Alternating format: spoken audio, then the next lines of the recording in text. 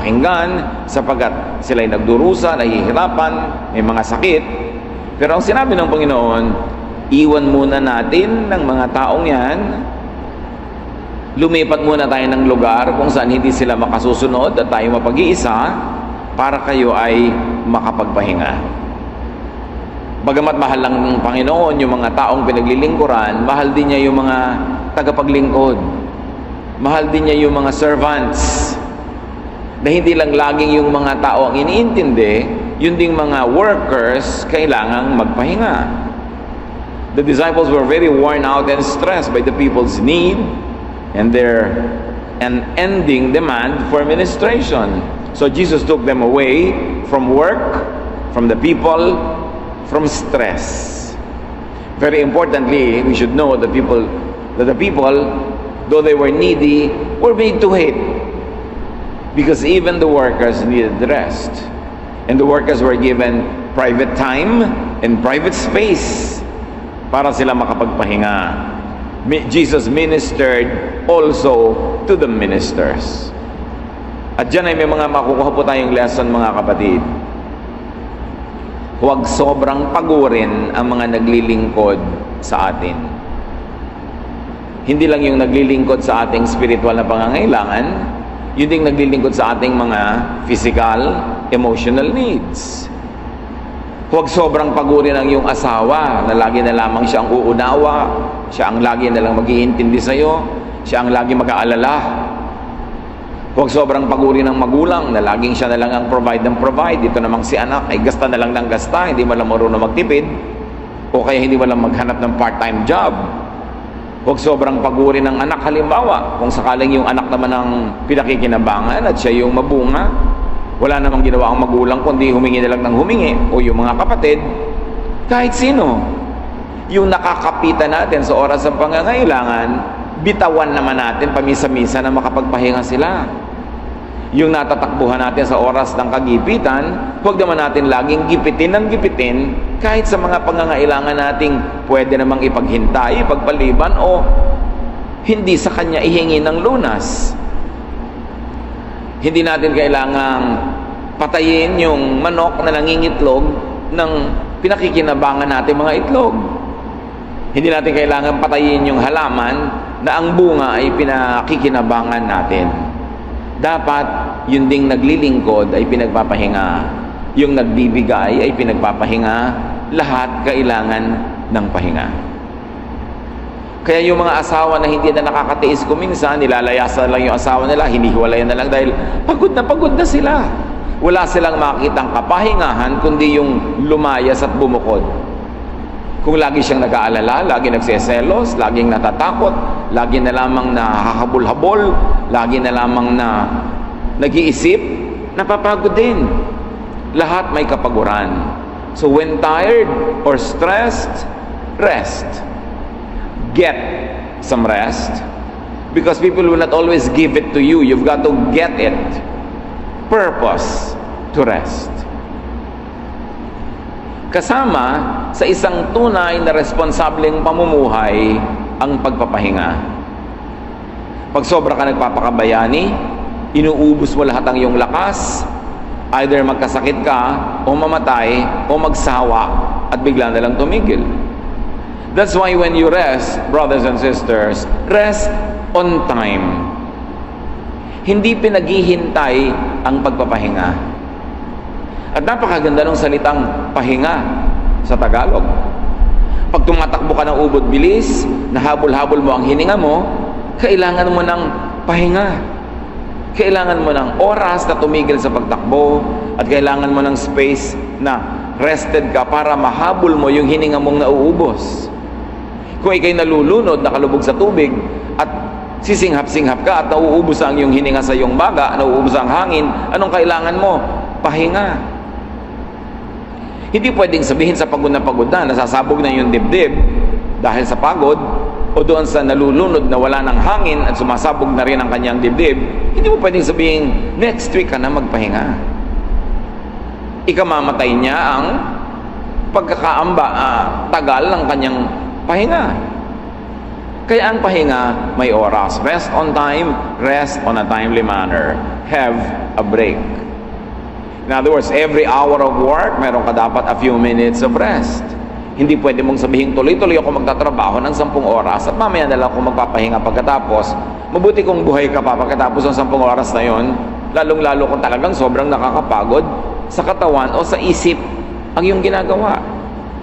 Kaya kahit sa mga pagawaan, merong coffee break, merong lunch break, at kung ikaw ay privileged, kung minsan meron ka pang siesta break, meron ka pang relaxation break, kasi kailangan ng tao yan. At sa bawat linggo ng trabaho, merong at least 1 day of rest. Kasi ang disenyo sa tao, kaya lang niya magtrabaho tuloy-tuloy ng 6 na araw. Ipapahinga ang ika-7.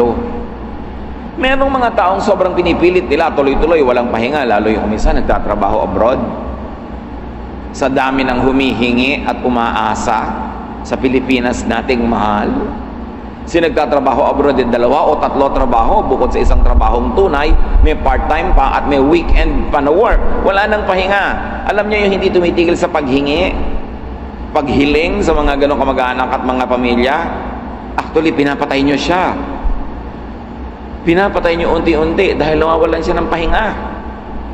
And you must not kill the goose that lays the golden egg. Dahil una, mabait ka. At kung hindi ka mabait, hindi mo papatayin yung pinapakinabangan mo dahil matalino ka. Kasi pag namatay yun, wala ka nang masasandalan. Kaya dapat inaalagaan mo. So rest physically. Ang pagpapahinga ay pagsamba.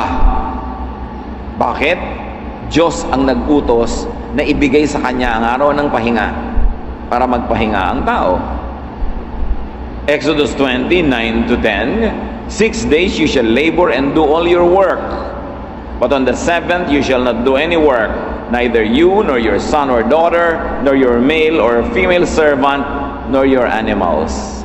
Ganon kamahal ng Diyos ang tao na pati ang pagpapahinga ay kasama sa utos. Ang inutusan dito, mga kapatid, ay mga amo. Siyempre, yung mga trabahador, kung pwede magpahinga, magpapahinga yon. Kaya lang kung wala kang choice. Nung araw, nung unang panahon, walang day off. Ang mga alipin ay alipin 7 days a week, 24 hours in every 7 days. Kaya ang kausap sa 10 Commandments mostly are adult males. At sila rin yung mga amo, sila rin yung mga masters kung meron sila mga slaves. At sabi ng utos, ang bawat 6 na araw ng paggawa ay kailangang putulin ng ika-7 araw ng pangingiling ng pagpapahinga. Wala kang gagawing trabaho, ang anak mong lalaki o babae, ang iyong mga katulong na lalaki o babae, magi ang mga alaga mong hayop na tagapagtrabaho, lahat sila pagpapahingahin. At sigurado na kung nung panahon na yun ay may mga pabrika na mechanized, kasama sa utos, pati mga makina kailangang ipahinga. At yan, alam ng lahat ng mga mechanical engineers at mga mekaniko at marunong gumamit maski ng mga sasakyan at kung ano-anong mga makina, kailangang ipahinga rin sila, mag-overheat, magagasgas, masisira. Ginawa ng mga Kristiyano, doon sa araw ng pangiling, inilipat ang araw ng pahinga sa linggo dahil yun naman kung kailan matapat, hindi naman talaga yun ang mahalaga. Ang mahalaga lang, may ika-7 araw ng pahinga sa bawat 6 na araw ng pagtatrabaho. Kaya kung namamasukan ka sa mga pabrika o opisina na ang day off mo Tuesday o Wednesday, di yun ang Sabat mo. Kailangan ba naman technically Sabado talaga to the point na na-enslave ka na, napagod ka na sa pag-observe ng Sabado lang talaga? At yung mga iba hindi makatanggap ng trabaho dahil may pasok sa Sabado. Kaya hirap na hirap tuloy sila. So, nasira yung purpose ng pahinga. Kaya ang sabi ni Jesus, I am the Lord of the Sabbath. At ang mahalaga, yung Sabbath magamit sa pagpapahinga. Kaya kung minsan naman, maging ang church oppressive. Kung wala ng pahinga, maski yung mga church workers at church members paglinggo, meron ng dawn worship, may mid-morning worship, may mid-afternoon worship, at may evening worship, at lahat required umattend bago ka makauwi sa inyo, alas 9 na, alas 10 na ng gabi ng linggo, wala ka ng pahinga dahil bukas Lunes na naman, simula na naman ang kayod mo. Naglalagay tayo ng iba-ibang oras ng worship during Sunday para may choice yung tao, hindi naman required attendan lahat. Para kung puyat siya sa Sabado na ang trabaho niya hanggang gabing-gabi, edi sa medyo tanghali na yung worship niya, hindi na sa umagang-umaga. Yun mga umagang-umaga, gising na at gustong may gawin pa yung pamilya nila mula tanghali hanggang humapon at gumabi, first worship sila attend. We give people options but do not require them to attend all of the events. Maganda kung wala ka namang ginagawa at nakakapahinga sa spirito mo at emosyon, edi attendan mo lahat. Pero meron required talaga. Trabaho na mismo yung mag-worship pa lang. At papagiltihin ka, uusigin ng yung budhi pag hindi ka umattend sa lahat ng events. Wala ka ng pahinga, na-defeat na yung purpose ng Sabbath. So, ipahinga ang katawan. Also, very importantly, rest mentally. Iba ang pagod ng isip. Nakakapagod mag-isip. Nakakapagod mag-alala. Nakakapagod magselos, matakot, mainggit, manibugho. Nakakapagod lahat yan. Hindi lang ang nakakapagod ay yung mga chemical and geometric formula sa school. Nakakapagod yung laging nag-iisip, kaya dapat din nagpapahinga. Kaya napakahalaga yung natutulog, kasi at least pag natutulog ka, napapahinga rin ang yung isip kasabay ng katawan. Pero huwag mag-isip ng kung ano-ano mga bagay na mapapanaginipan mo naman habang tulog ka, kaya hindi rin napapahinga yung utak mo. Ang dami laging nagme-message sa akin sa Facebook, hinihingi ang kahulugan ng kanilang panaginip, at lagi kong sinasabi, kulang ka lang siguro sa paligo, pamangkin. Kulang ka lang sa pahinga. Isip ka ng isip ng mga bagay na nakakatakot, dala-dala ng isip mo. Kasi kung ang isip, hindi naman yan parang switch na pag matutulog ka, isuswitch mo, hindi na siya mag-iisip. Usually, may carry over into our sleeping moments yung mga laman ng utak natin during our waking hours. Kaya yung mga laman ng isip mo lagi, pag gising ka, tumutuloy pag tulog ka na. At ang problema, pag tulog ka na, wala ka ng control over your brain, nagkaka-short circuit na yung brain mo, nagkakahalo-halo ang panaginip mo, kaya kumisan lumilipad ka, kumisan isda ka, na piniprito ka mismo, hirap na hirap ang kalooban mo dahil isda ka piniprito, salamat na lang at nagising ka, hindi naman pala. Kasi parang kung meron kayong bookshelf, mga kapatid, ang dami-daming libro, biglang lumindol, umuga, naglaglagan yung mga libro, nagkaiba-iba ang ayos, nagkahalo-halo yung mga pages, ganun ang maraming panaginip. Lahat ng laman ng utak mo, nagkakahalo-halo, nagkakabuhol-buhol. Kaya kung minsan paru-paro ka, pero paru-parong merong blonde na buhok. Minsan yung tiya mo, naging teacher mo, samantalang never naman in your life na yung tita mo, teacher mo rin. At the same time, bigla siya naging lalaking maton. Kasi naghahalo-halo lahat yung laman ng utak mo. Kumbaga yung mga ABC na letra na dapat sana sunod-sunod, nagkagulo-gulo, naglaglagan, ganun na nangyayari sa panaginip. Kuminsan yung sunod-sunod nung magulo na yon, parang may sense din, kaya akala mo may message sa'yo. Akala mo end of the world na, nagtataksi lang yung asawa, mamamatay yung anak. Ang daming worries. Kaya ang mahalaga, pag matutulog ka na, tigilan ng kaiisip na mga bagay. At napakasamang gawain yung manonood ka ng horror movie bago ka matulog. O manonood ka ng sobrang lungkot, o sobrang mga nakakatakot na mga bagay. Matutulog ka na lang, global warming pa ang papanoorin mo. Manonood ka ng mga Holocaust movies about the atom bomb. Dala-dala mo yon hanggang ikaw ay matulog. Kaya mahalaga bago ka matulog, magbasa ka ng scripture, pero huwag naman yung revelation ang basahin mo kasi hindi rin siya masarap mapaginipan. Babasa ka ng mga Psalms, mga Proverbs, yung mga nakakapagpaligaya para mawalan ka man ng control sa iyong ulirat, sa iyong utak, masaya pa rin at maganda ang panaginip mo.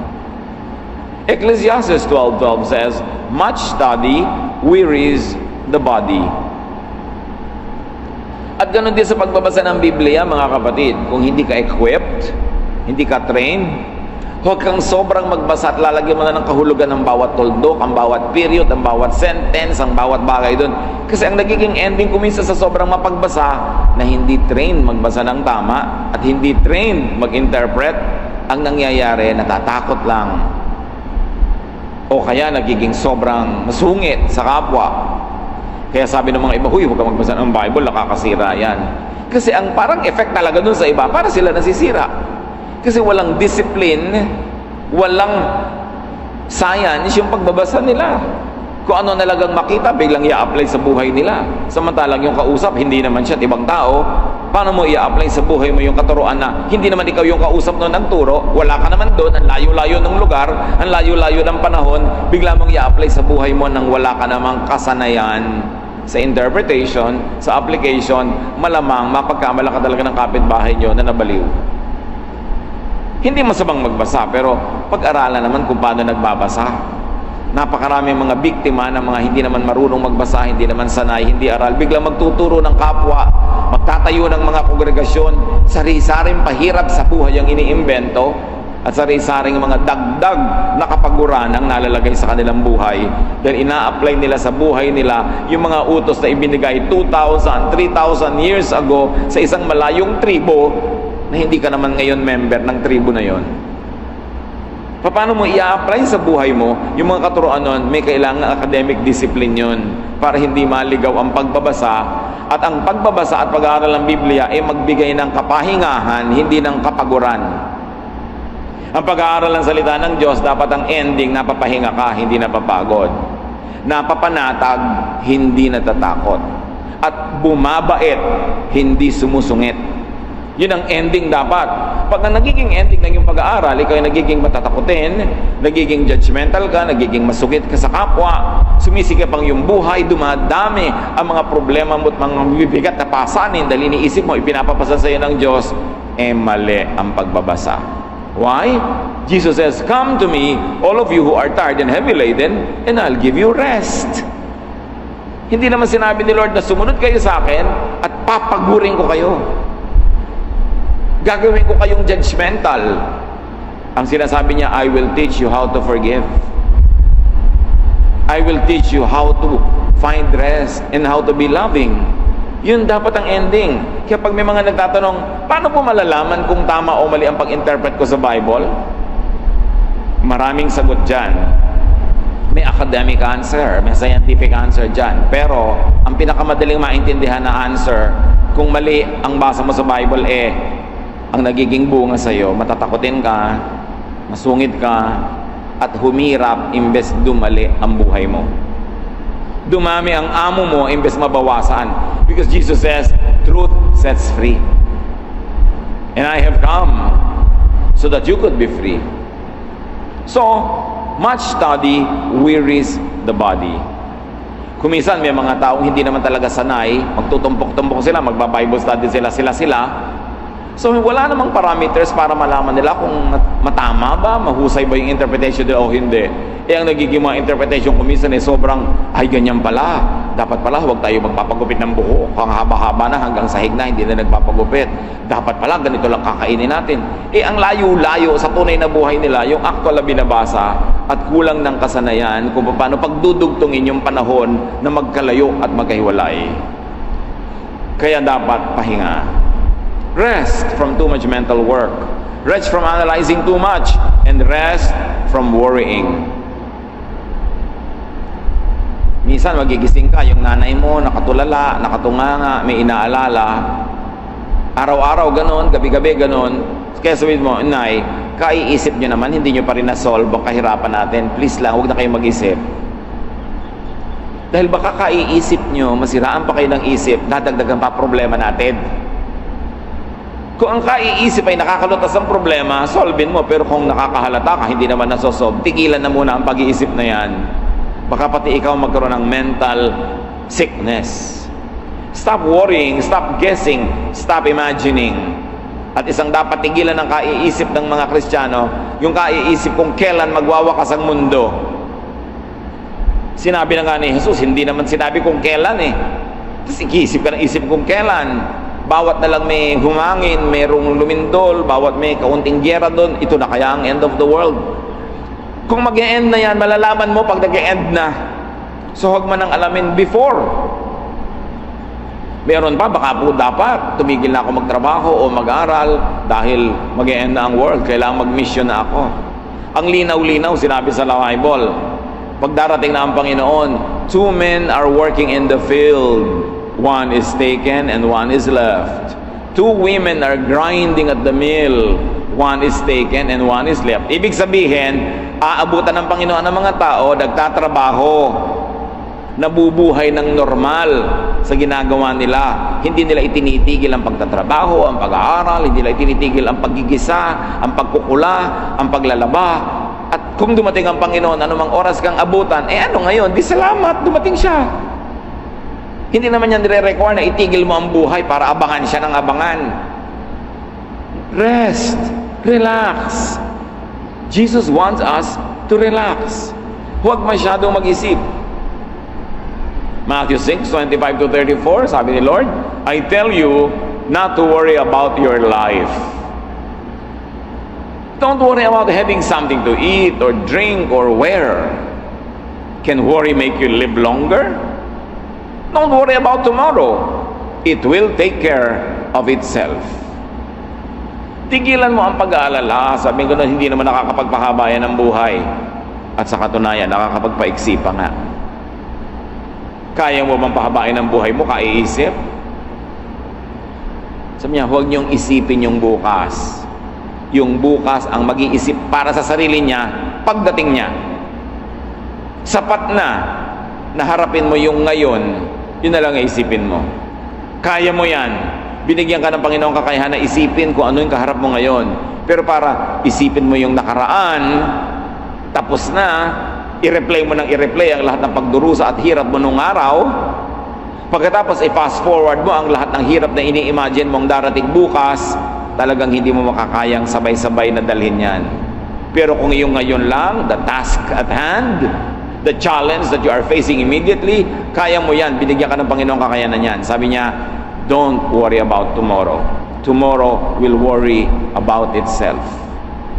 Hindi ibig sabihin na hindi ka na mag-iipon, hindi ka na mag-aaral, hindi ka maghahanda. You do what you can practically do so that you could be in a better position when tomorrow comes, but you don't worry about the outcomes of what you do, of what people do. Do only what you can. Give the mind a break. Kailangan pinagpapahinga ang isip. How will you give your mind a break? With non-thinking. Yung hindi ka rin nag-iisip pamisa-misan. Huwag laging masyadong matalino. Kumisan, meron kang mga splurges, meron kang mga pagbibili ng ganito't gano'n na hindi mo na masyadong inisip. Basta paminsan-minsan lang at hindi naman sobrang laking kalaga. Hayaan mo na. Meron naman, nasa harap ng isang tindahan, 2 oras ang kwenta ng kwenta, ilalabas pa yung calculator. Yun naman pala bibili, 200 pesos lang.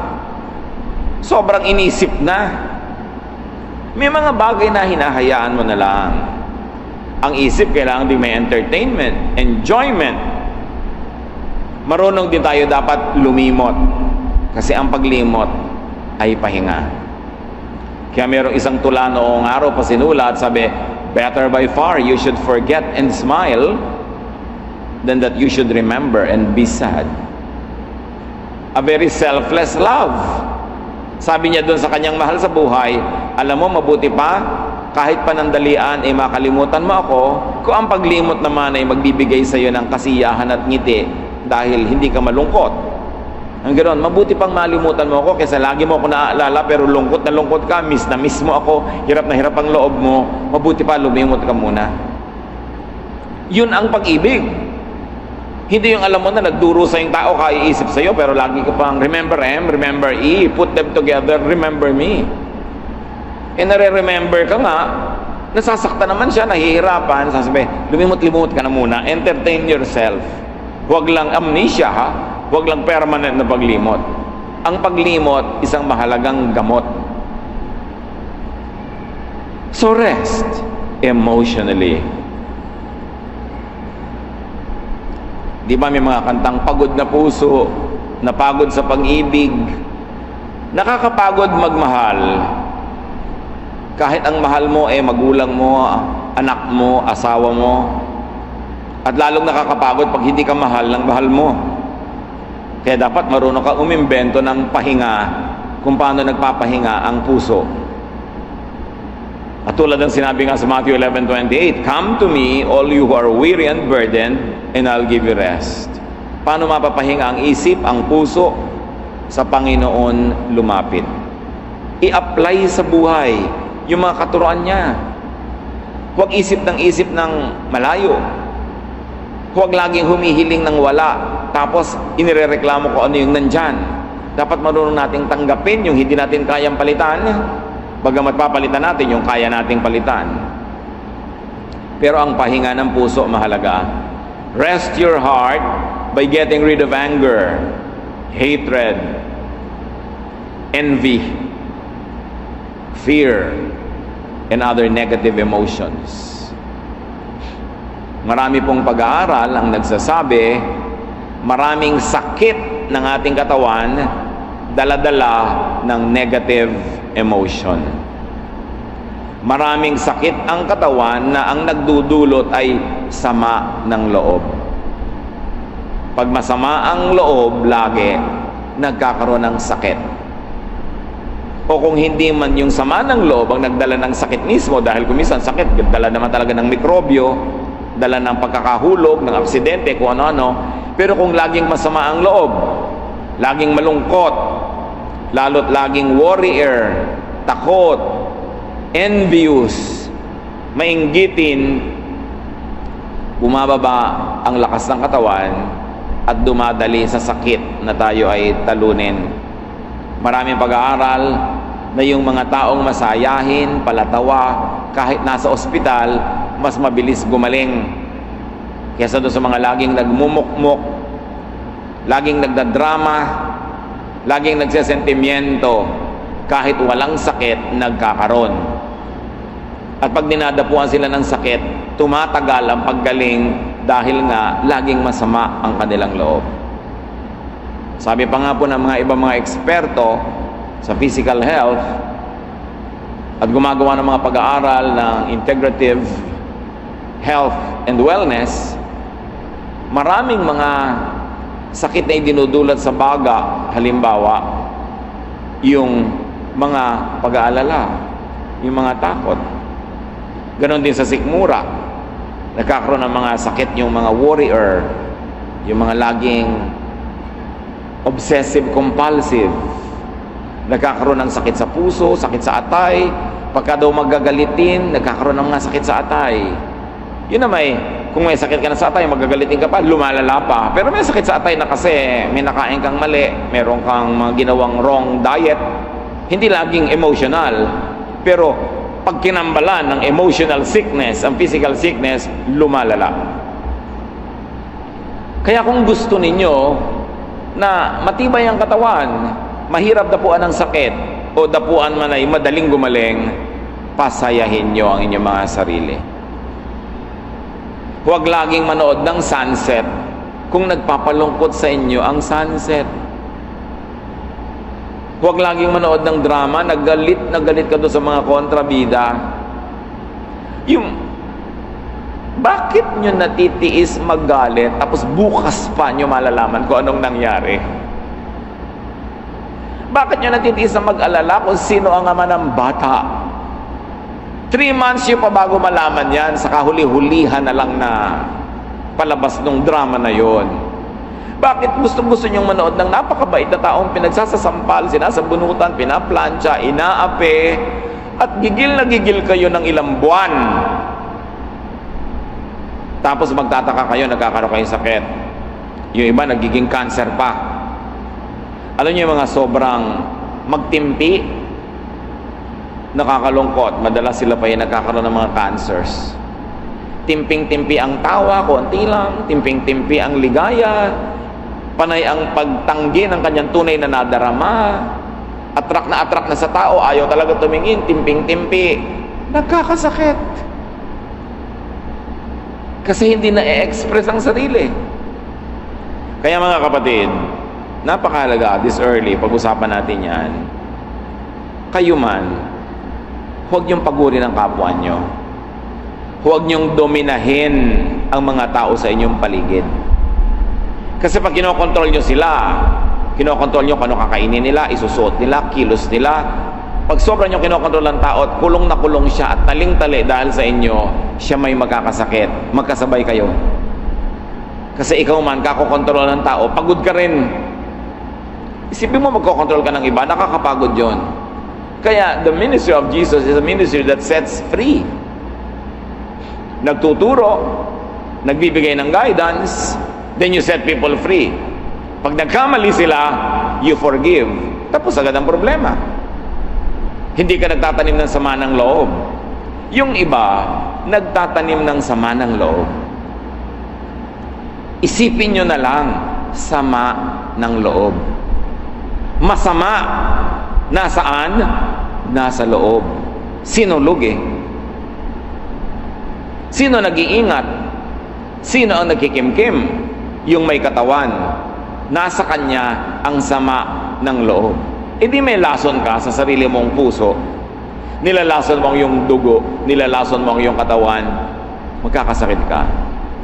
Yung mga taong mahilig magtampo, maghinanakit, at magtanim ng sama ng loob, lalo pag ang tao ay mahilig mapuot, magalit. Alam niyo yung galit na talagang halos mapatid ang mga ugat, sumabog ang mga maliliit na ugat sa ulo, nakakapagbigay ng sakit sa katawan yon. Sa puso, sa atay, at sa iba pang mga internal organs. It's not healthy. Kaya ang sabi sa Ephesians 4:31 to 32, stop being bitter and angry and mad at others. Don't yell at one another or curse each other or even be rude. Instead, be kind and merciful and forgive others, just as God forgave you because of Christ. Sabi, tumigil na kayo ng awayan, bangayan, sigawan. At kung kayo, kapatid, ay may Kristo sa puso, o meron kayong kim-kim na natural na kabaitan, tapos nanakit ka ng kapwa, nagsalita ka ng masakit, sinigawan mo, ininsulto mo, masakit sa dibdib mo yun. Kahit nasaktan mo ang kanyang damdamin, nasaktan ka rin. Kung tao ka, mabigat sa dibdib na dalin yung alam mong nakasakit ka. So bakit ka mananakit? Una, nasaktan siya. Pangalawa, nasaktan ka rin. Nobody wins. He who loses his temper usually loses. Pag madaling magpakawala ang bibig mo ng mga salita na masakit, talo ka. Kasi una, sinasaktan mo yung sarili. Pangalawa, inaalis mo ang favor ng Diyos sa'yo. Pangatlo, inaalis mo ang pag-ibig at pagmamahal ng kapwa na meron sana sila para sa'yo. Luging-lugi ka. Kaya habang bata pa, huwag pang magalit. Ang bata-bata mo pa, magagalit ka na agad sa mundo? Huwag pa. At pag matanda na, dapat huwag nang magalit. There is nothing more pathetic than an elderly person who is still always angry. Nakakalungkot makakita ng matatanda na ang tanda-tanda na magagalitin pa. Hindi na natutong magpasensya, magpatawad, magpigil sa sarili. Akala mo isang batang kulang pa sa katinuan, ang tanda-tanda na, kung magsalita, kung magmura, kung magalit, parang walang natutunan buong buhay. Sabihin niyo sa katabi niyo, may edad ka na ba? Kailangan malambing para hindi magalit. May edad ka na ba? At kung meron, hindi na usong magalit. Sabihin niyo yan, dali. Hindi na usong magalit. Kagagalit mo naman, wala rin di ba? Yung mga kamag-anak nyo, pamangkin nyo, anak nyo na lagi nyo pinapagalitan, nagbago ba? Hindi rin naman. Madadabugan ka pa lalo ka pa tuloy magagalit. Anger does not work. Kaya ang sinabi, tanggalin na lang. Kung tayo ang nagkamali, paano mapapahinga ang puso? By repenting and seeking and receiving forgiveness at once. Nakakapagod mag-guilty. Nakakapagod sa puso pag alam mong may nagawa kang mali. Kaya huwag patagalin, mag-sorry agad. Humingi agad ng tawad. Huwag nyo nang hintayin, naghihingalo na bago kayo humingi ng tawad. Dahil baka humaba ang buhay, ang tagal-tagal na merong gap, ang tagal-tagal na may hidwaan. Pag nagkamali, humingi agad ng tawad. Ang pagkakamali at galit ng nasaktan, parang semento. Habang mabilis pa, habang sariwa pa, pwede pang bakbakin. Pero pag nagtagal na, isang araw, 2 araw, 1 linggo, ang tigas-tigas na, ang hirap ng bakbakin. Ganon din ang galit. Kapag may nabitawan kayong salitang masama, nakakasakit, agad-agad na-realize yung mali, sorry agad. Malambot pa ang semento, pwede pang bakbakin. Huwag niyong patagalin. Habang tumatagal, mas humihirap. Rest. When you have done the wrong thing, rest by seeking forgiveness. And when you are wronged, nakakapagod ding magalit, rest by forgiving others. Hindi nyo control yung nagkamali kung siya ay hihingi ng tawad. Pero control nyo ang inyong sariling reaksyon. Pwede kayong magpatawad. Sasabihin na iba, mahirap po magpatawad. Tama, mahirap talaga. Pero mas mahirap hindi magpatawad.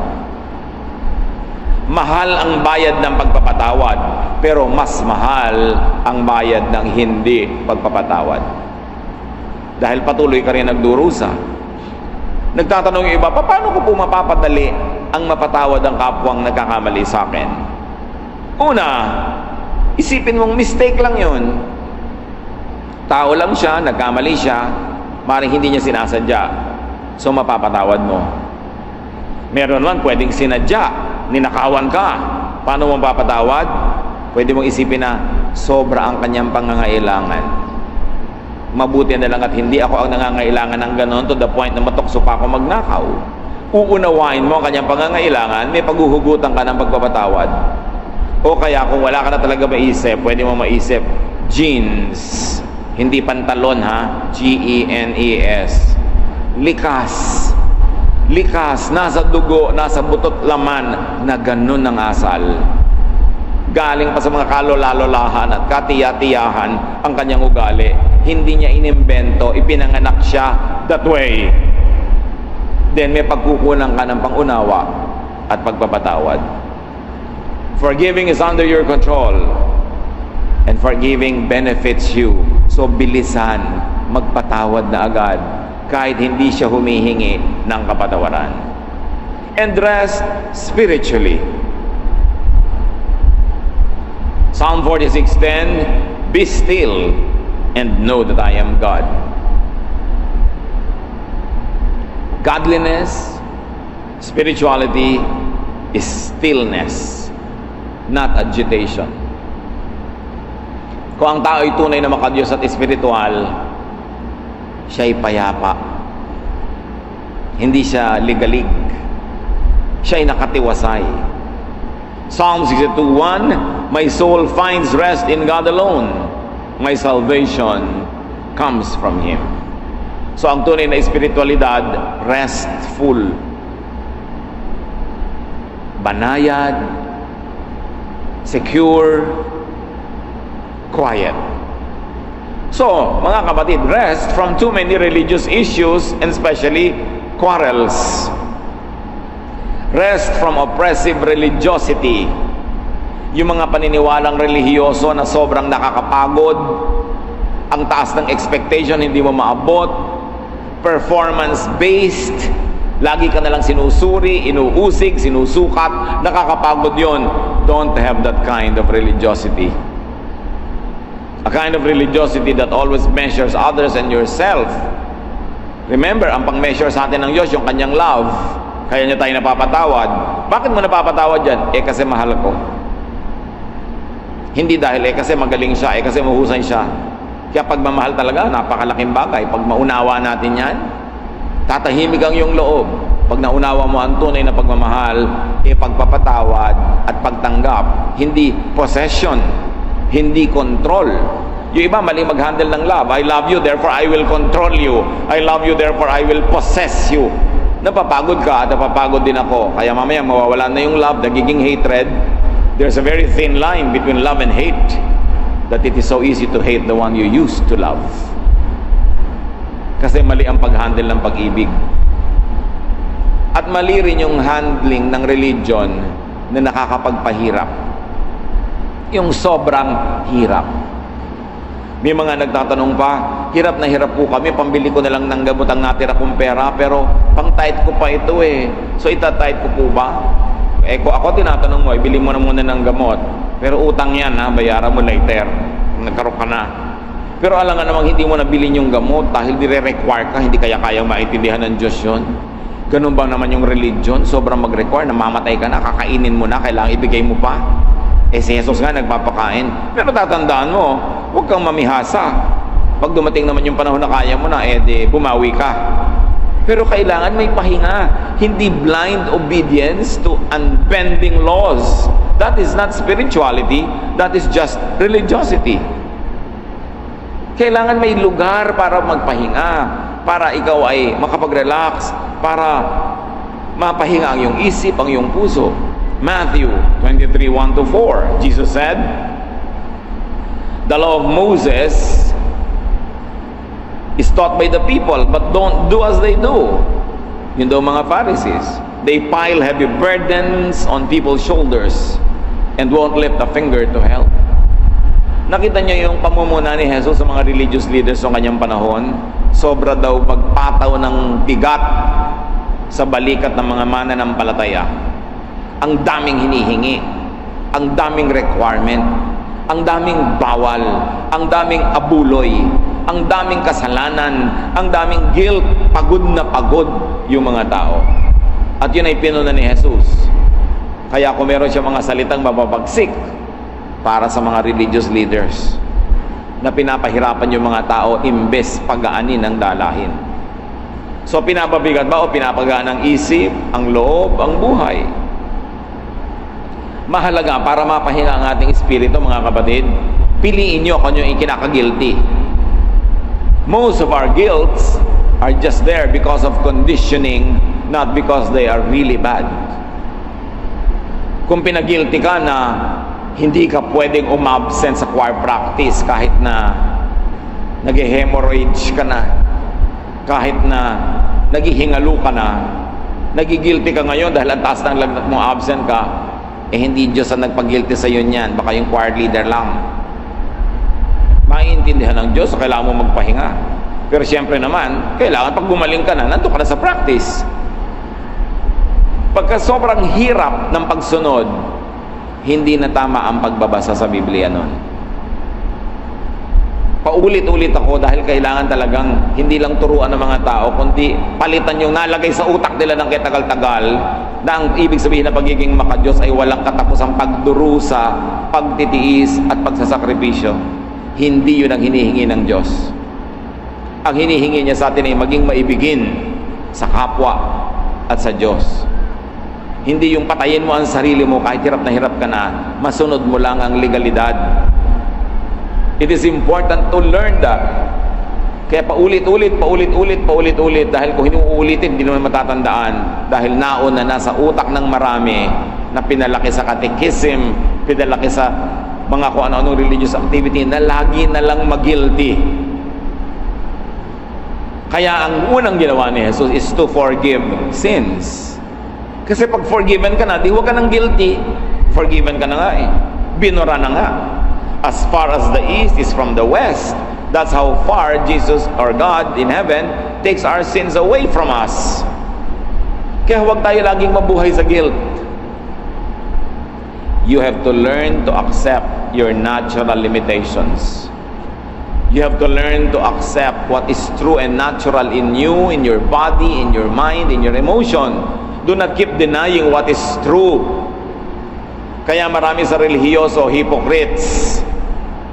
dahil hindi nila matanggap yung totoo tungkol sa kanilang sarili, hindi nila matanggap yung iba, kaya yung iba at sila napipilitang itago yung totoo para maging katanggap-tanggap sila sa panlabas na nyo, but they live double lives. Ang dami-daming relihiyoso, they live double lives. Iba yung panglabas, iba yung para sa audience, iba yung para makita ng mga kapatiran, at iba yung totoo. Pag napag-iisa na sila o mga may ibang kasama, pinipilit sila ng misguided teachings on guilt to live double lives, and therefore hati ang isip, hati ang damdamin, magkakasakit. Kasi ang gusto ng Diyos, buo. Kahit pananalig, buo. Ang pagtanggap mo sa sarili, buo. Kung may bahagi ng katawan mo, ng sarili mo, ng katahuan mo na dinedenay mo, at may bahaging tinatanggap mo, hindi ka buo. Hati-hati. At dahil hindi ka pwedeng maging perfect, ang ginawa ng Panginoong Diyos, nagpatawad. At kung patuloy ka nagkakamali, pero itinutuwid mo naman, hindi ka lang nga perfect, kaya may confession. That's why you confess. 1 John 1:9. But if we confess our sins, He is faithful and just and will forgive us. Marami pa nagsasabi, hoy, Kristiyano ka na, hindi ka na nagkakasala dapat. Misreading na naman of Scripture. Yung Kristiyanong hindi nagkakasala, sa tingin ng Diyos yun sa langit. Kasi pinatawad na niya yung kasalanan mo, past, present, and future. Charge na niya sa cross, bayad na. So as far as God is concerned, hindi ka na nagkakasala. But in real life, nagkakasala ka siyempre. Kaya merong confession, kaya merong paghingi ng tawad. At habang humihingi ka ng tawad, hindi mo kailangan hampasin ang sarili mo, hindi mo kailangan pagurin ang sarili mo. Kasi si Jesus na nga ang hinampas, si Jesus na ang napagod to save us. Kailan marirealize sa mga Kristiyano that they are loved by God, they are forgiven by God, and in spite of all the imperfections, they will go to God in the next life because their salvation is not dependent on their performance, but on the performance of Jesus on the cross. At pag nasa isip mo yan at naiintindihan mo yan, marerelax ka. At marerelax din ang pakikitungo mo sa iba. Gagaan, luluwag, magmamahalan kayo, imbes nagbabatuhan. Nagpapatawaran, imbes ng huhusgahan. That is what the church is all about. Pero nakakalungkot na ligaw ang maraming churches, kasi churches full of hypocrites, full of Pharisees, full of pretense, full of guilt, full of work, walang pahinga. Nasasayang ang pag-ibig ni Kristo. So pinapabigat ba o pinapadali ng ating pananalig ang ating buhay? So that's how you rest. You rest the body, the mind, the spirit, you rest the emotions. And how else do you rest when you are tired? Get away from the stressor. Layuan yung nagpapahirap. Kung hindi mo totally kayang layuan, umimbento ka ng space, umimbento ka ng panahon na nakakalayo ka kahit panandalian lang. Kailangan mo ng pahinga. Proverbs 25:24, it is better to stay outside on the roof of your house than to live inside with a nagging wife. Mabuti pa daw sa labas ka na lang tumira sa sulok, gilid-gilid ng bahay, kaysa nasa loob ka ng bahay, tas ang kasama mo, asawang yakiti, walang tigil ng kabubunganga. Siyempre, sa mga babae naman, kung i-apply mo yan, mabuti pa magtira ka na lang sa kisame kaysa yung asawa mo laseng ng bubugbog. In other words, stay away from those that cause you trouble. And when you cannot totally stay away dahil nga asawa mo, anak mo, nanay mo, dapat umimbento ka ng mga space, mga bakasyon, mga break away from the person para makapahinga ka naman. And it's important, do not be a stressor. Kung ayaw mo na i-stress ka, huwag kang mang-stress ng kapwa. Genesis 13:8-9, nagkakagalit ang mga tauhan ni Lot at ng kanyang amain na sa Abram dahil nag-aagawan sila ng mga bukid na kakainan ng damo ng kanilang mga alagang hayop, nag-aagawan sila ng tubig na maiinom ng kanilang mga alaga, etc., etc. So Abram said to Lot, let's not have any quarreling between you and me, or between your herders and mine, for we are close relatives. Is not the whole land before you? Let's part company. If you go to the left, I'll go to the right. If you go to the right, I'll go to the left. Kaya magabuti ang solusyon ni Abraham. Sabi niya, huwag tayong magbabag. Malaki naman ang lupain, maghiwalay tayo. O ikaw na lang ang pipili. Pag pumunta ka dyan sa kanan, dito ako sa kaliwa. Gusto mo kaliwa, dyan ako sa kanan. Para walang away. In other words, maglayo ang laging nagbababag. Dahil, ano mangyayari? Lalo lang kayo magagalit, baka magkapatayan pa kayo. So, be alone or be with company that does not stress you. Mapag-isa ka na lang, o kung may kasama ka, piliin mo yung hindi nakaka-stress kasama. Choose your companions. Pastor, asawa ko na po. Wala ka ng choice. Pumili ka na lang ngayon ng creative ways para magkaroon ka ng sariling space, sariling buhay, kahit may mga common life kayo, live together, umimbento ka ng life na sa'yo lang. At mahalaga, may sarili kang income.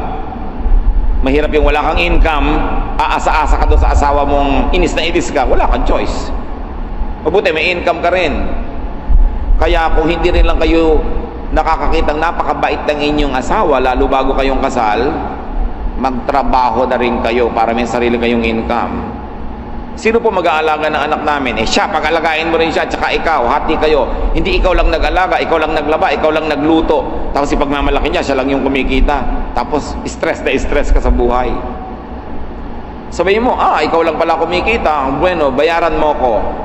Mga wives, pagka ipinagyayabang ng husband sa inyo na siya lang yung kumikita, etong pera ko, etong kita ko, sumingil kayo sa pag-aalaga ng mga anak niya. Magkano bang bayad sa yaya? Pag nagbabantay kayo ng bahay nyo, umaalis siya, sumingil kayo bilang security guard. At pag pinapapaligo kayo at gustong sipingan, alam nyo kung paano kayo sisingil, ha?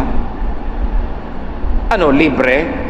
Pagkatapos kung bigyan mo ko dito, akala mo, binibigyan mo yung dependent, samantalang may participation ako sa buhay na ito. Kaya mga ibang asawa, ano pong trabaho nyo? Wala po, sa bahay lang. Magdahan-dahan kayo na pagsasalita, mahirap na trabaho nyo nasa bahay. Baka kulang pa yung buong sweldo ng asawa nyo kung isisingil nyo lahat yung pagre-repair nyo ng mga sirang grupo. Magkano ba sumingil ang mga tubero? Ang dami-dami yung dapat singilin. Sinututor nyo mga anak nyo, singilin nyo sa pagtututor.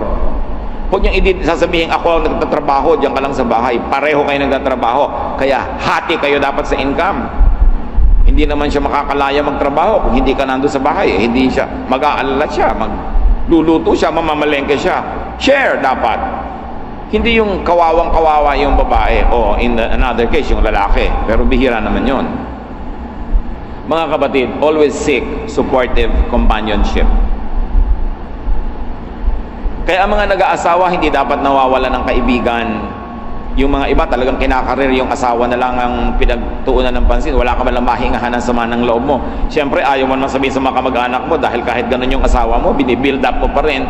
Kaya may mga kaibigan ka dapat na pwede mong hingahan. Pahinga. Kaya yung mga iba sinasabi, naglabas lang ako ng sama ng loob. Can you imagine? Ang laking ministry yung mailabas ang sama ng loob. Huminga-hinga lang ako. Mahalagang pahinga yon. Kasi meron kang sama ng loob na dapat ilabas. Si Paul, panay ang hiling niya ng makakasama sa mission field ng mga kasundo niya. 2 Timothy 4:11, only Luke has stayed with me. Mark can be very helpful to me. So please find him and bring him with you. Palibasa, itong si Paul ay hindi married, walang asawa at walang anak, kaya ang mga kasama niya, yung mga kapwa niya ministers, mga batang tinetrain, ganyan. Pero meron talagang nakakapagpagaan ang buhay niya at hindi siya nahiyang sabihin, isama niyo yan. Gusto kong kasama dito sa mga ginagawa ko yung tao na yan kasi nakaka-minister siya sa akin. So, be with people you agree with. And be with people who agree with you. It's your right. Kung inimbita kayo sa isang event na 3 linggo pa lang bago mangyari yung event, stress na kayo dahil ayaw nyo yung mga makakasalamuhan nyo doon, decline the invitation, don't attend. Pero yun yung 3 linggo kayo nag-aalala kung anong sasabihin ninyo, paano kayo kikilos, ang hirap yata nun. Kung pwede kayo mag-decline, decline. Lalo kung medyo may edad na kayo, you have earned the right to say no to invitations. Be with people that you like. You don't have to be with people you don't like. Or if you have to, minimize the length of time, minimize the degree of interaction para hindi kayo na-stress. Amos 3:3, do two walk together unless they have agreed to do so? The obvious answer is no. Sabi niya, meron ba naman dalawang taong naglalakad magkasama kung hindi mo na sila nagkasundong magsasabay sila? So kung hindi kayo nagkakasundo, edi huwag kayo magsabay para tahimik ang buhay. Be with people who do not drain you, those who do not take forcibly from you. May mga tao na parang iniistro nila ang inyong lakas. Pag nandyan sila, parang nilang sinisip-sip ang lakas ng inyong katawan. Nakakapagod silang kasama, iwasan nyo. Hanggat maaari. Bakit kayo papayag na lagi kayo madidrain? And then of course, how else do you react when you are tired?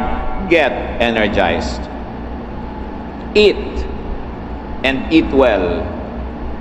So 1 Kings 19:5-8. Pagod na yung propeta, nung kumain, lumakas na uli. Lalo na nung siya ay natulog. So, sleep. It is important to sleep. Sleep well. Maraming pagod ang nawawala pag itinulog. Maraming pagod, maraming isipin, maraming mga alalahanin. Pag itinulog mo, nakakapahinga ka na. Yan din ang sinasabi sa 1 Kings 19:3-5. Elijah was afraid and ran for his life. He came to a broom tree, sat down under it, and prayed that he might die. I have had enough, Lord, he said. Take my life. Then he lay down under the tree and fell asleep. Gusto na niyang mamatay, pero nung nakatulog, paggising, gusto na uling mabuhay. Kulang lang pala sa pahinga. Kayo mga iba dyan, Pastor, parang gusto ko magpakamatay. Itulog mo lang muna yan, pamangkin. Baka pag nakatulog at nagpahinga, mamaya gustong-gusto mo na uling mabuhay. O baka gutom ka lang, kumain ka na masarap, mag-enjoy ka sa buhay, mamaya gusto mo na uling mabuhay. Gutom lang yan o pagod. So renew your mind, your soul, and your spirit. Isaiah 40:31, those who hope in the Lord will renew their strength. They will soar on wings like eagles. They will run and not grow weary. They will walk and not be faint. So hope in the Lord. Pray. Read your Bible and read the chapters that will enlighten you and lift you up. Relax. It is important, mga pagod na tao, rest. Rest. Do not overestimate the strength of others. Give others the chance to rest. Give them the chance to rest from work, from stress, and even from yourself. Baka nakakapagod kayong kasama. Naisip niyo na ba yan, kapatid? Bilang isang nanay, nakakapagod ba kayong nanay? Tatay, nakakapagod ba kayo? Bilang isang asawa, pagod na kaya ang asawa niyo sa pakikisama sa inyo? Dapat nag-iisip din tayo. Sa inyong mga barkadahan, grupo-grupo, baka sobra kang dominante, ikaw na lang lagi nasusunod, ikaw na lang lagi ang may boses, baka nakakapagod ka ng kasama. Pagpahingahin nyo rin yun naman yung iba. Pwede mong sabihin sa asawa mo, dear, magbakasyon ka muna away from me para ka mapahinga. Hindi yung kasama ka na naman sa bakasyon, tapos nag ka ng nag doon sa buong bakasyon. No?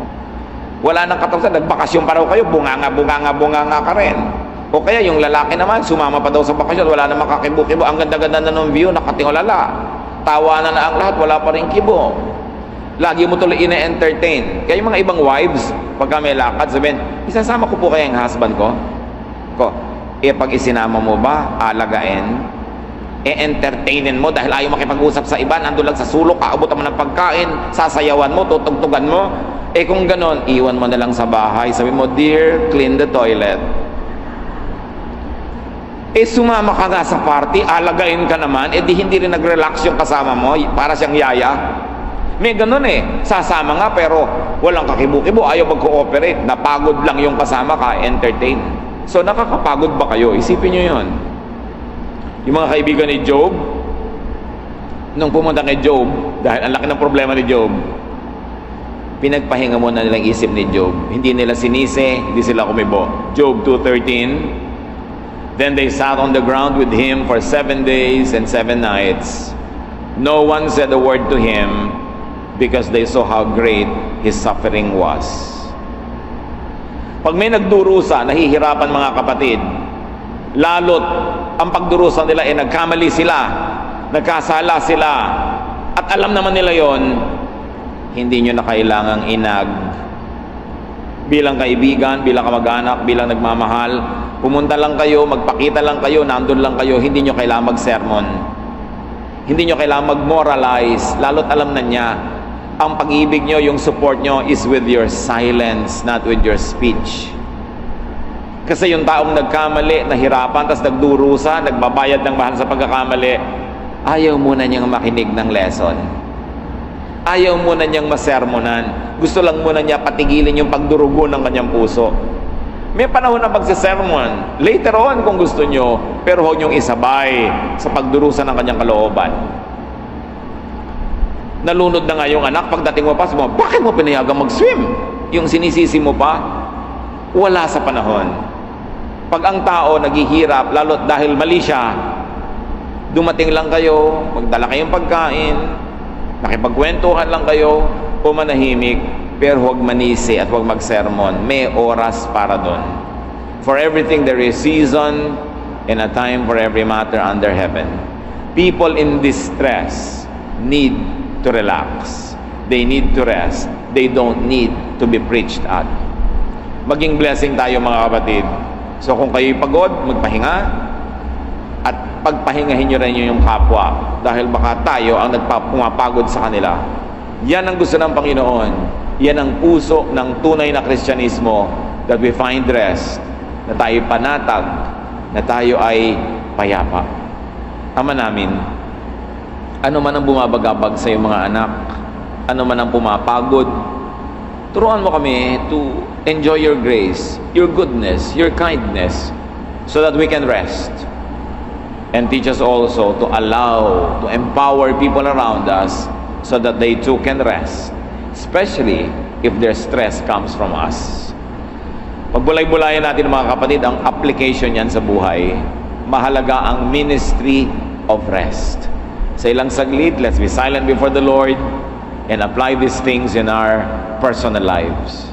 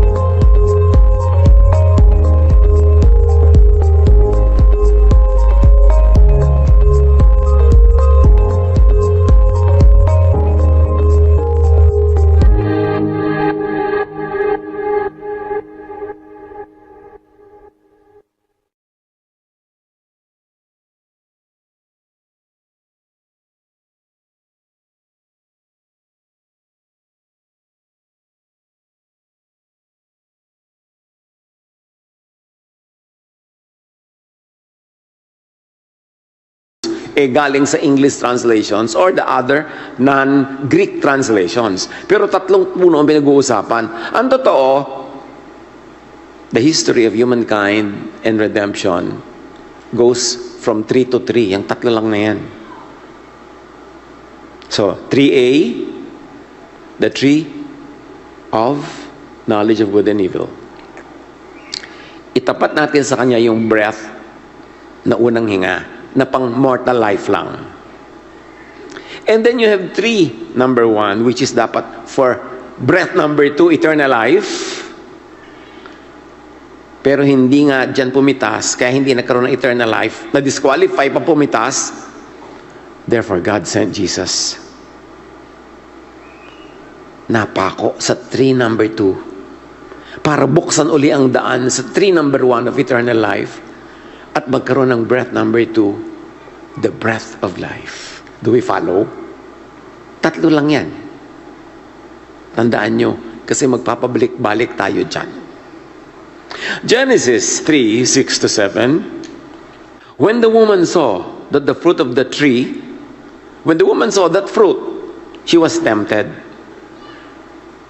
She took some and ate it.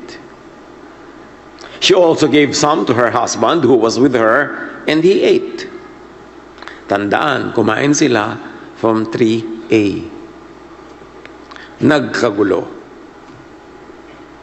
Binabawal kasi yun eh. For whatever reason, bawal yun basta.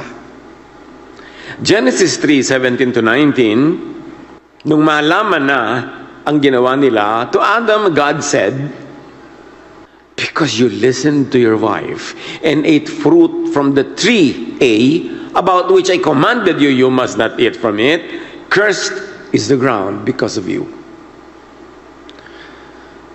Human life becomes hardship.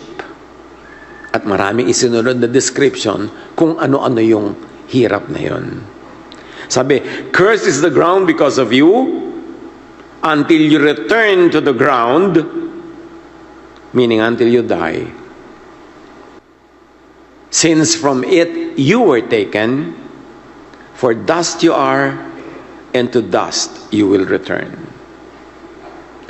Yung pag-return ng tao sa dust, yung kamatayan, ay hindi siya talaga direct na sinasabing, dahil kinain mo, naparusahan ka tuloy. Yun talaga ang nakatakda. Kasi wala namang ibang nakatakda sa kanila eh. Isang breath lang yun eh, yung breath to have mortal life.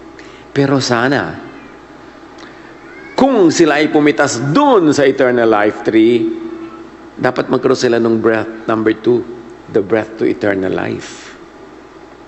Pero, na-disqualify sila doon sa tree number 1 dahil ang inatupag nila ay kainin yung bunga ng 3A.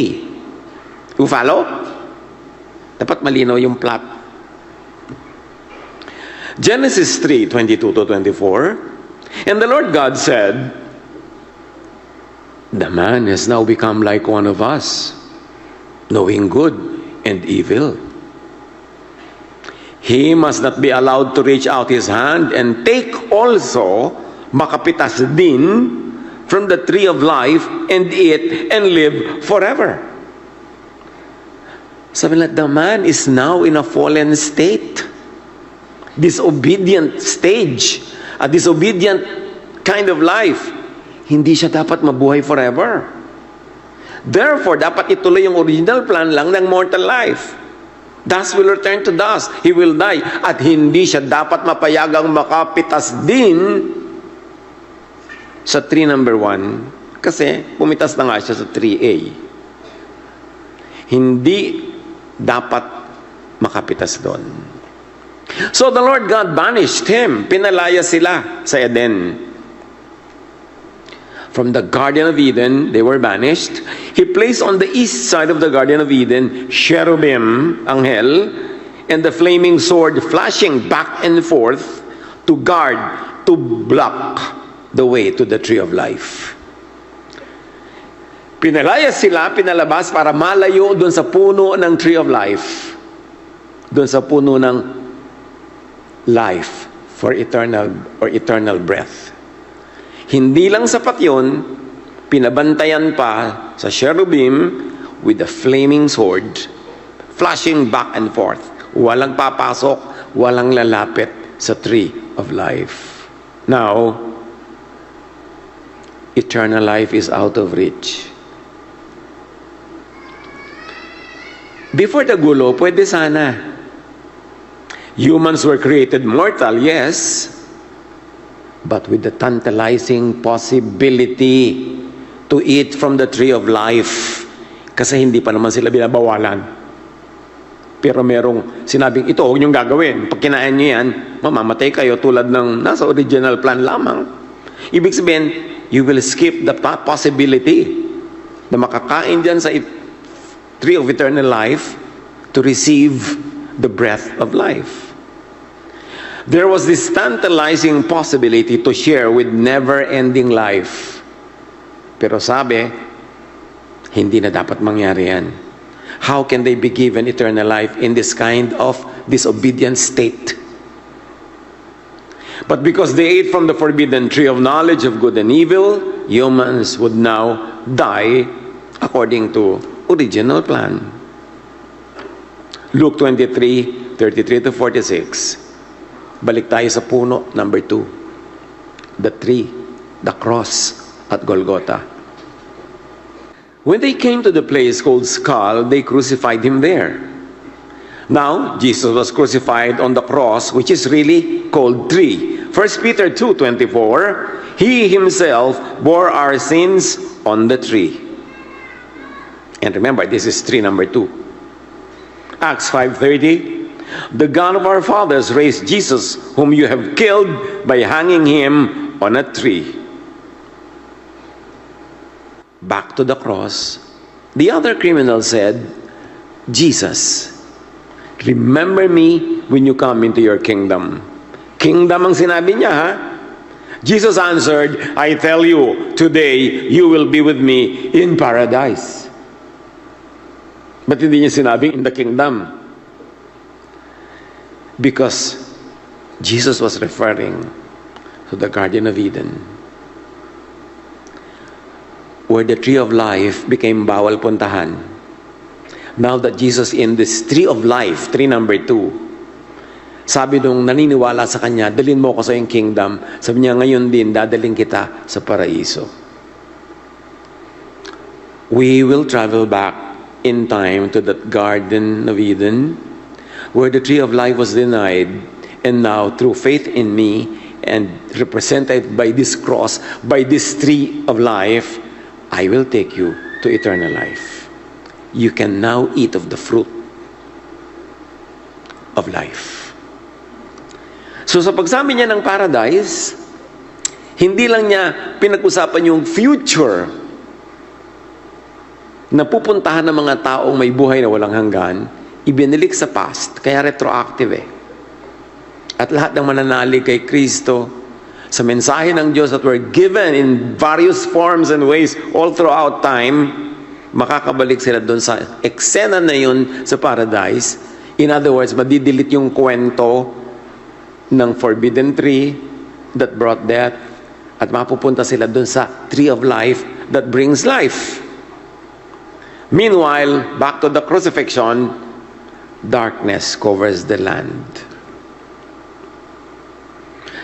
The death of Jesus on the cross had cosmic effect, symbolized in the story by that darkness, by the lindol.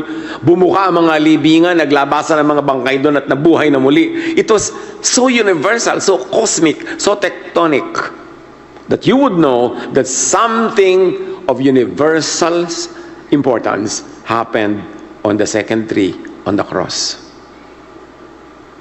History is rewritten.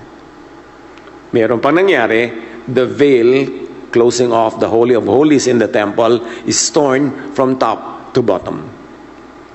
The part of the temple called Holy of Holies that represented the presence of God was sealed off from the people by a very thick curtain that hung from ceiling to floor. Walang pumupunta doon. Kaisa-isang high priest lang once a year. Pag meron pa siyang mga mali, mamamatay siya bigla. So, nung namatay si Jesus, napilas ang kortinang ito mula taas hanggang baba. Ibig sabihin, wala nang harang patungo sa presensya ng Diyos who is eternal. In fact, very symbolic, yung anghel na humaharang sa pagpunta sa tree of life could very well symbolize that curtain, or they are one and the same. Natanggal yung anghel na nagbabawal, nabuksan yung kurtina, now grace is available. Eternal life becomes available through the work of Jesus. Jesus called out with a loud voice, Father, into your hands I commit my spirit. When he had said this, He breathed His last. So mga puno at mga hinga actually, ang hinge ng kasaysayan of redemption. At the cross, actually called tree, it appears that death had won. John 21-18, matapos si Jesus ay nabuhay, early on the first day of the week, the tomb was found empty. Walang laman ang libingan. Now Mary stood outside, crying. Jesus said to her, Mary. She turned toward him and cried out, Teacher! Jesus said, Go to my brothers and tell them, I am ascending to my Father and your Father, my God and your God. Now we have become family. My Father is your Father, my God is your God. Where I'm going, you are going. Hindi na kayo babawalang lumapit sa Tree of Life. Hindi na kayo haharangang lumapit sa Holy of Holies. Now we are family because to those who believe in Jesus, He gave the right to become children of God. So Mary Magdalene went to the disciples. I have seen the Lord. And she reports His message.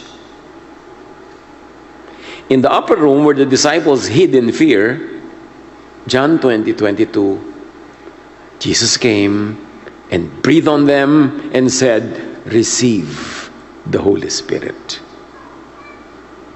Ang pangalawang hinga. Yung unang hinga para sa mortal life, ang pangalawang hinga, eternal life, earned by Jesus for all who believe. Romans 8:11, God raised Jesus from the dead. The Spirit who raised Jesus will also give life to those in whom He lives. So ang Espiritong nagbigay buhay kay Jesus ay Espiritu yung magbibigay buhay din sa lahat ng nilalang na tinatahanan ng Espiritu ni Jesus. Unang hinga sa creation gives life on earth. Pangalawang hinga sa resurrection gives life in eternity. Dalawang hinga, dalawang puno. Ang ganda-ganda ng parallelism. John 10:10, I have come that they may have life and have it to the full. Hindi lang earthly life, kundi heavenly life din. Hindi lang heavenly life, kundi earthly life din. Yun ang ibig sabihin ng full life. Kaya si Jesus, hindi lang siya concerned about, may sakit po ako, o magtiis ka, sa langit ka nalang bumawi. No, may sakit ka, pagkagalingin na kita ngayon. Sabat po, kahit sabat pa, kasi may sakit ka, you must have a full life. Pagkagalingin na kita ngayon, yun ang full life.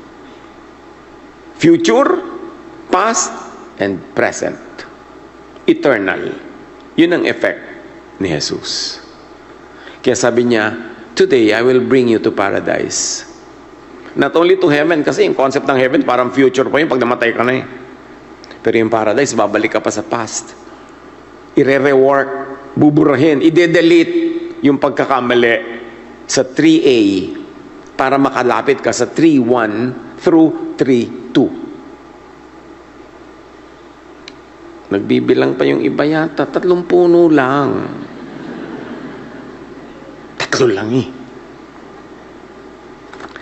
1 Corinthians 15:45, the first Adam became a living being, mortal, dahil nga ang hinga sa kanya mortal.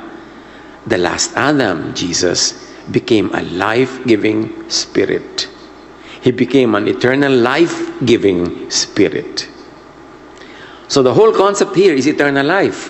Eternal life, or the tantalizing prospect of having it in the Garden of Eden, was lost. But now, that tantalizing possibility becomes very, very, very doable again through the work of Jesus. But remember, may retroactive effect yan. Hindi lang yan doon sa historical time. But as I said, that's another story. So ang tunay na tanong, pag kinonsider mo ang mga punong ito, At ang mga hinga na ito, isa lang talaga. How to receive eternal life. Kasi doon lang nagpaikot-ikot yung kwento sa eternal life that was lost and then regained. So, paano magiging effective sa buhay natin yan? John 17:3, now this is eternal life, that they know you, the only true God, and Jesus Christ, whom you have sent. So in a nutshell, eternal life is in knowing the Father and the Son. Parang madaling sabihin, to know, to accept, to believe, to receive. Pero napaka-complex ng idea. It's very abstract, very philosophical, hindi madaling magagap, hindi madaling ma-methodize. But still, the idea is know and believe in the Father as Jesus reveals Him. Importante yon. Not only to know the Father, but to know the Father as Jesus makes Him known. Kung paano siya ipinapakilala ng anak, doon dapat natin sa parang yun makilala ang Ama. Hindi sa ibang paraan, hindi sa ibang channel, hindi sa ibang media, kundi sa pamamaraan ng pagpapakilala ni Jesus. John 11:25, Jesus said to her, I am the resurrection and the life. The one who believes in me will live even though they die, beyond physical death, sa kabilang buhay. Those who believe in me will live beyond physical death, kahit mamatay ang katawan na yan, at mabubuhay sila maging sa kabilang buhay. So believe in Jesus, in His person, teachings, and deeds. John 1:12, yet to all who did receive Him, to those who believed in His name, He gave the right to become children of God, therefore to share in eternal life, therefore to eat from tree number 1. Pag naniwala ka kay Jesus, binibigyan ka ng karapatan na maging anak ng Diyos, to share in eternal life, therefore to eat from the tree which was forbidden, but now made available again.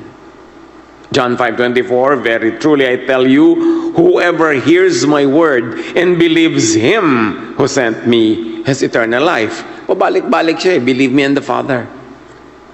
They will not be judged, but has crossed over from death to life. Some find Jesus' words in John too abstract. Parang abstract painting, hindi laging madaling maintindihan. So Jesus Himself made them very practical. Matthew 19:16-22. A man came up to Jesus and asked, Teacher, what good thing must I do to get eternal life? Ang ganda ng tanong, the most important question. What should I do to get eternal life? What good thing should I do? Hindi niya sinabing, what thought should I understand? What philosophy must I unearth? What religion should I join? What ritual must I do? Hindi yun ang tanong. Very practical para understandable and doable. What good thing must I do to get eternal life? Jesus replied, if you want to enter life, keep the commandments. Pero parang bugtong pa rin eh. Kasi ang daming commandments.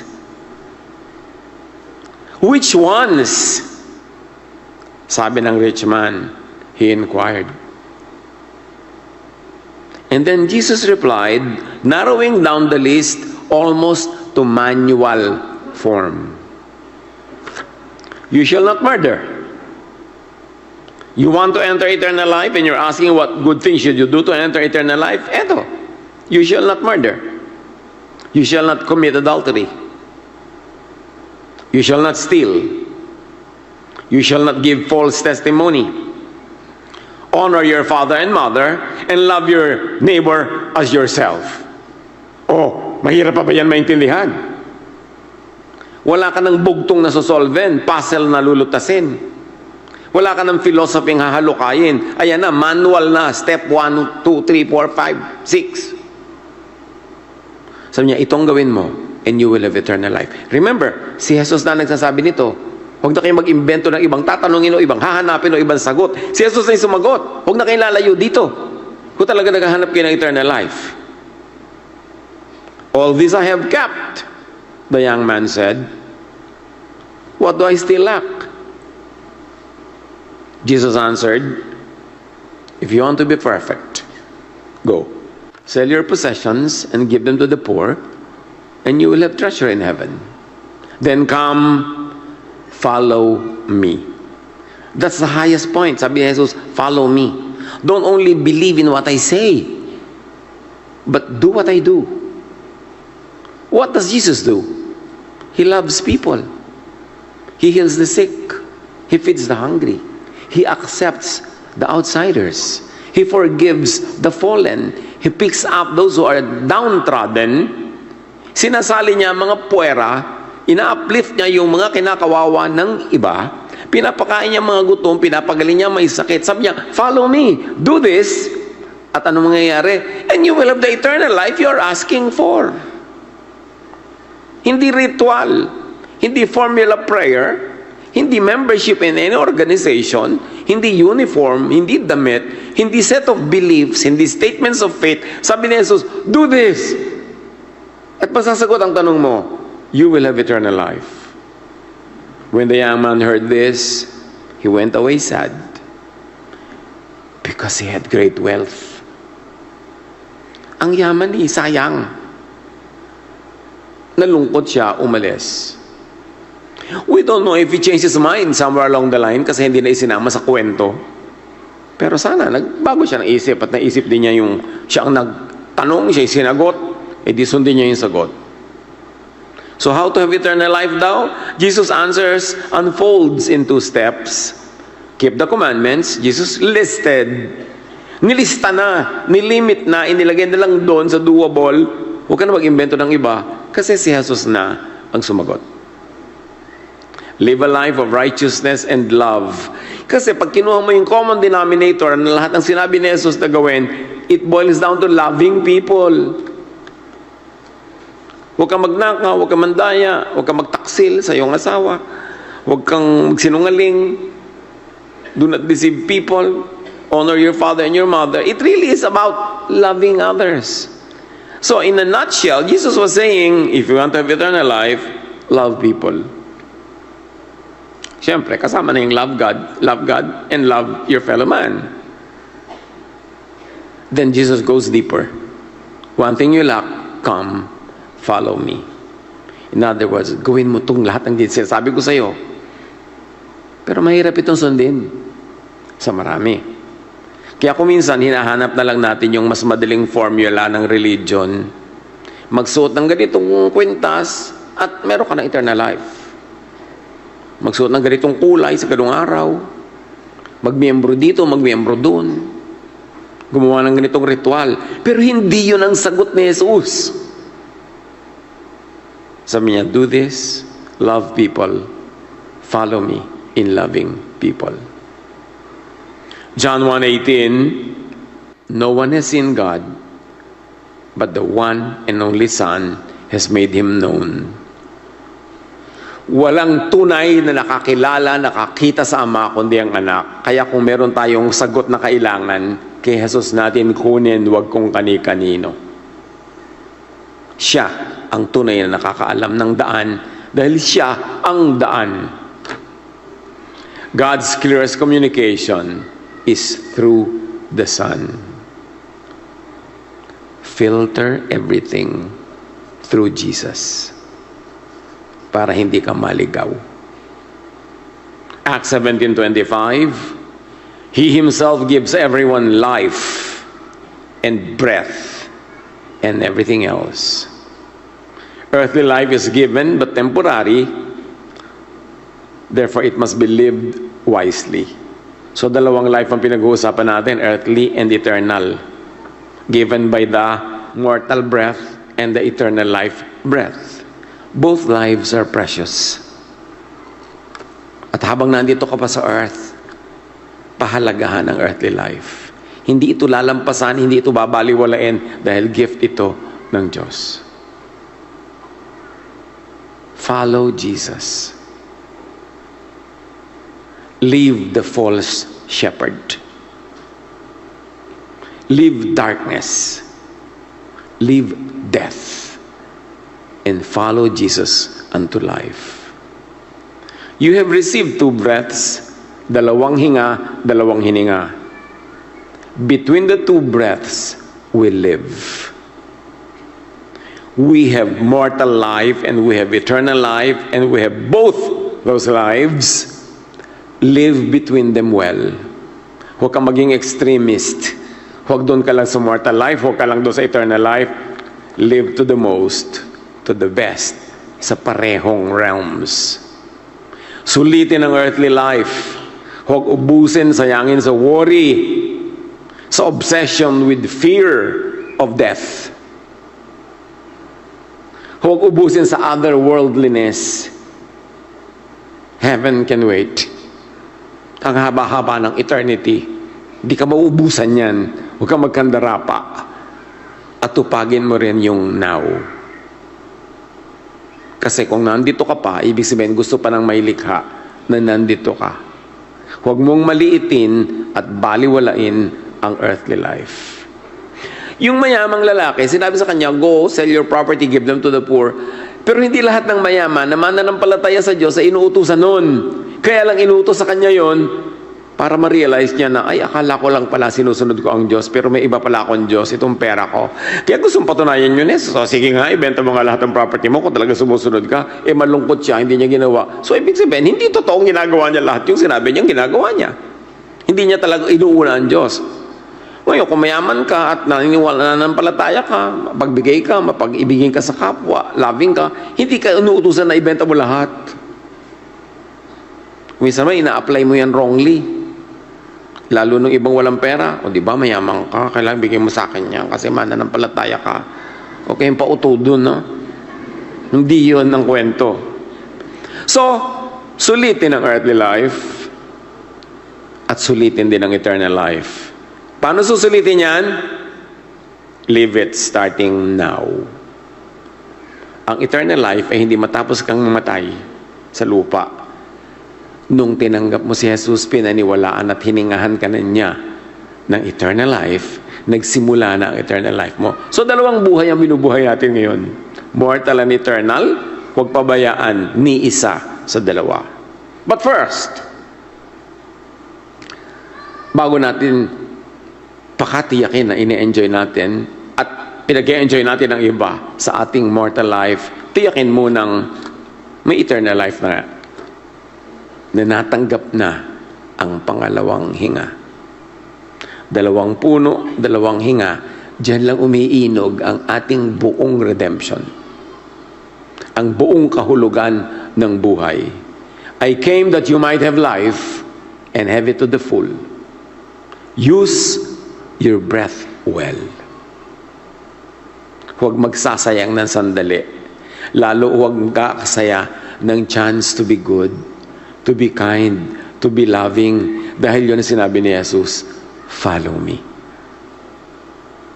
With every breath, minimize pain, maximize joy, do the most good.